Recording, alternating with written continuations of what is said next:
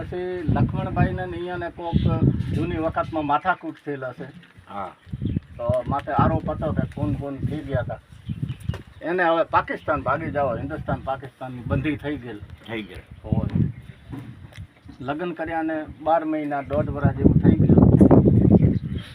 પછી ભાગવાની તદી ઓણા વાળવાની પ્રથા હતી. ઓણા વાળ્યો નતો. બરાબર.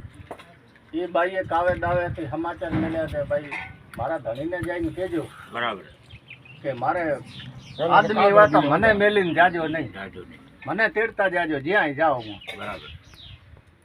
તો લક્ષ્મણભાઈ વાત રાખી મગજમાં. અને રાતનો સમય હતો, હોંઢ ચડાવું હતી. હોંઢ લઈને આવ્યા બાળુંત્રી ગામને ગુંદરે ઉતર્યા. માણા જળ જપ્યા થયા. ત્યાં જઈને એમના ખાહરાના ઘરમાં જઈને બાઈને જગાડી કે ભાઈ હું હવે ભાગી જાઉં અને તારે કાંઈ હાલવું નથી. તો કે ના ના હું તો હાલીશ જ, જે થવું હોય એ થાય, મારેથી અહીંયા હવે રેવાય નહીં. એટલે અણો વળાવો નતો ના, અને રબારી હતા લક્ષ્મણભાઈ. ઓણો નતો વાળ્યો. બરોબર. અને બાઈ કે હું હાલી. આ બાઈને ખબર પડી ગઈ કે આ પાકિસ્તાન જાય છે તો પછી મારે જાવો જ છે એમના ભેગો. બરોબર. બમના બે પરણ્યો બીજા ન પરણે ને હોય અહીંયા લક્ષ્મણભાઈ હોંઢ માથે તેડે ને ભાઈ થયા પારકર હમણાં રવાના. આવીને પારકરમાં બોર્ડર ક્લાસ કરતા જ અમારો ગામ આવે. પેલો આવે ભોદીસર, પછી આવે વડ, પછી આવે બેરાણા અને ચૂડીઓ ભેગો કરને ભાઈ. અને ચૂડીઓ. ચૂડીઓ આ બેરાણો. ચારે ગામ નજીક. ચૂડીઓ બેરાણો જ કહેવાય. ચૂડીઓ બેરાણો કહેવાય. કાનજીભાઈનો ગામ બેરાણો. એની બાજુમાં ભોદેસરની બાજુમાં ચૂડિયા વચ્ચે કાંઠલો તળાવ હતો. એ કાંઠલે તળાવે આવીને ઉતર્યા હવારનો પોર. ઉકરી આવ્યા પારકર.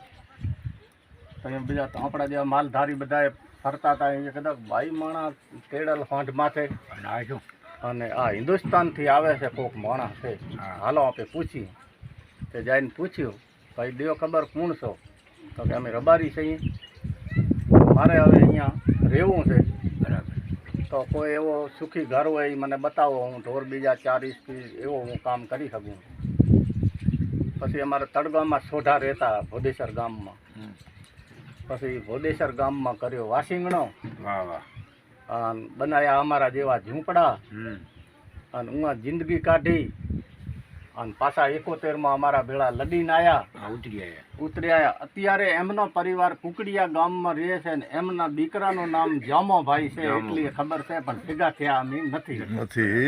જામોભાઈ નામ છે. ને જામાભાઈનો દીકરો જે છે એ કોક હમણાં વાત કરતો હતો ભુજમાં પોલીસમાં નોકરી લાગી છે, એટલે સુધી મેં વાત સાંભળેલી છે. આ તો લક્ષ્મણભાઈનું નામ મેં પણ સાંભળેલ.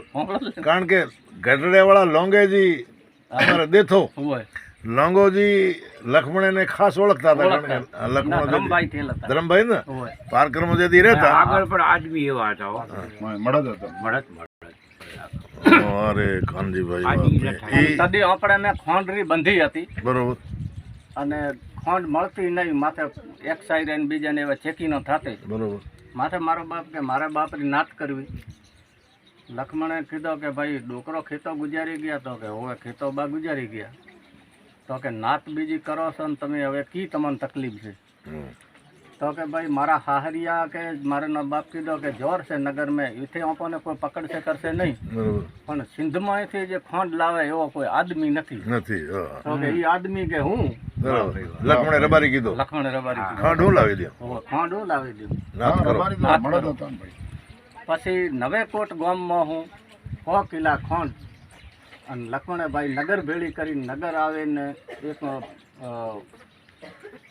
કેવો ગામ કીધો ઉત્કન હોંધ બાંધીને મારે નાનો નામ હતો ગોમદોજી. ગોમદોજીને વાત કરી ભાઈ હવે તમારો ખોંડનો બંદોબસ્ત કરો, હું લઈ જાઉં. પછી એ 100 કિલા મારો બાપ કહે છે એ ખોંડ બેરોને પોતાડીને અમે અમારા બાળકો નાત કરી. એવો મળદ માણા. અરે કાનજીભાઈ વાત તમને પારકરની વાતોમાં ખૂબ રસ અને તમને યાદગીરી પણ સારી છે. તો અમારે આ મારા મિત્ર છે કાનજીભાઈ નાઈ. આજે એક જૂની રબારીની વાત કરી મિત્રો, કેવી લાગી જરા શેર કરજો, કોમેન્ટ કરજો અને આપણી ચેનલને સબસ્ક્રાઈબ કરજો. જય માતાજી.